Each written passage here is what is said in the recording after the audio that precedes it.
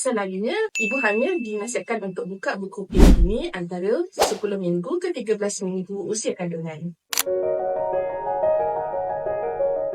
Hai, Assalamualaikum. Saya Dr. Nazihia, doktor dari Poliklinik Fitrah.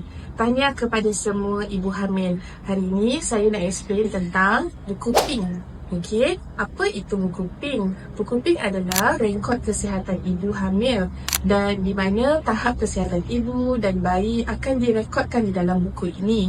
Secara umumnya, seorang ibu hamil memerlukan pantauan serta pemeriksaan kesihatan yang rapi dan secara berkala untuk memastikan tahap kesihatan ibu dan bayi berada dalam keadaan yang baik. Jadi, apa pemeriksaan yang akan dilakukan sewaktu buka buku PIN atau antenatal booking? Yang pertama, doktor akan lakukan pemeriksaan kepada ibu yang mengandung. Kemudian kita akan lakukan ujian darah, termasuklah mengambil darah hemoglobin, viral screening dan juga blood group.